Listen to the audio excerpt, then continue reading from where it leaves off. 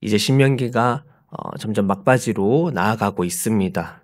모세가 하나님의 부르심을 받을 날이 얼마 남지 않았고 오늘 말씀에는 모세로부터 여호수아로 이제 이스라엘의 지도권이 계승되는 모습이 나타나지요. 오늘 말씀 속에 여러 번 들려오는 하나님의 말씀은 강하고 담대하라라는 것과 그리고 하나님의 그 말씀을 기억하고 배우고 익혀가라는 말씀이었습니다. 그 중에서 오늘은 특별히 하나님 앞에 우리가 두려워하지 않으며 어떤 상황에서도 나아갈 수 있음을 함께 나누려 합니다. 여호수아에게 주어진 상황과 그의 입장을 우리가 다시 돌아볼 때 우리의 삶에도 동일하게 일하시는 하나님의 모습을 알아가게 됩니다. 오늘 그는 어떤 일들을 겪었냐면 먼저 첫 번째는 신뢰하던 지도자 모세의 부재라는 것입니다. 아주 오랫동안 이스라엘 백성을 이끌었던 이 지도자 모세가 이제 자기 스스로 말하기를 나는 120세가 되어서 출입을 할 수 없다라고 이야기를 하고 있죠. 옆에서 돕는 상태와 이제 내가 직접 이 모든 것의 책임자와 지도자가 되어서 감당해야 하는 상태는 참 큰 차이가 있습니다.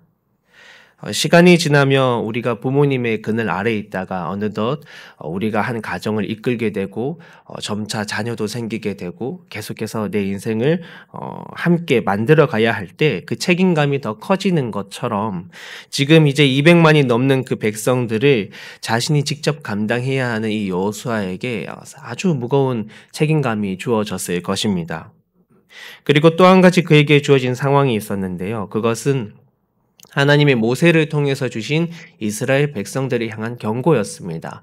하나님이 말하시기를 이들이 가나안 땅으로 들어가면 그곳에서 배부르고 살찌고 결국에는 하나님을 배신하게 될 것을 주님이 이미 알고 있다라는 것이었어요. 물론 주님께서 그것을 다 알고 있음에도 주님의 언약을 지켜주시는 것이 우리에게 너무나 큰 은혜입니다. 다만 여호수아의 입장에서는 이제 내가 가나안으로 들어가서 자신의 사역을 무언가 시작하기도 전에 이미 이 백성들이 하나님 앞에 배반하게 될 것이라는 인간적인 실망감을 그가 먼저 듣고 보게 되었다라는 것이죠. 자칫 힘이 먼저 빠질 수도 있었습니다. 우리도 사람이 연약함과 부족함을 나타낼 때 때로 사람에게 실망을 하곤 하잖아요. 이스라엘을 이끌어야 하는 그가 백성들에게 먼저 실망하고 리더로서의 그런 마음을 많이 잃어버렸다면 이 여정은 더욱 힘들어졌을 것입니다. 결국 자기 내면의 두려움과 또 사람들이 향한 불안감 속에서 그가 어떻게 했을까요? 사실 오늘 말씀에 보면 여호수아가 어떻게 한 것은 딱히 없습니다. 자기가 뭘 엄청 잘해가지고 뭐가 된 것이 아닙니다. 그저 그는 하나님께 격려받았습니다. 하나님은 오늘 말씀 가운데 3번 강하고 담대하라 하십니다. 먼저는 이스라엘 백성들에게 말씀하시고 그리고 나서 여호수아에게 말씀을 하세요. 그리고 또 한 번은 이 백성들이 나중에 교만하게 될 것이다라는 것을 말한 직후에 하나님이 다시 한번 여호수아에게 강하고 담대하라라고 말씀하십니다. 우리가 처하는 상황이 무엇이든 그곳에 하나님의 격려와 하나님의 위로하심이 있음을 믿으시길 소망합니다. 강하고 담대하라, 두려워하지 말라.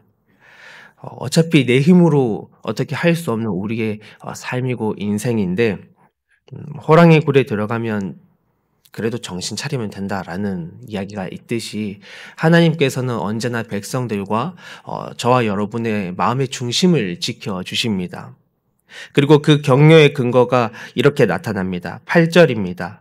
그리하면 여호와 그가 내 앞에서 가시며 너와 함께하사 너를 떠나지 아니하시며 버리지 아니하시리니 너는 두려워하지 말라 놀라지 말라.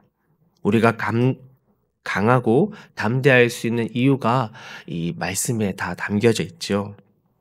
하나님이 저와 여러분보다 앞서 가십니다. 우리는 처음 가는 길이지만 하나님이 이미 그 길을 먼저 가셔서 그분은 다 아세요. 언제 멈춰야 되고 언제 꺾어야 되고 언제 걸어가야 할지를 다 아십니다. 여호수아는 모르는데 하나님은 아세요. 만약에 여호수아가 홀로 여리고성을 점령하려고 계획했더라면 그는 참 머리가 아팠을 것입니다. 여리고성 굉장히 크고 강대한 성이었거든요. 그러나 하나님께서 그에게 나아갈 길을 알려주시잖아요.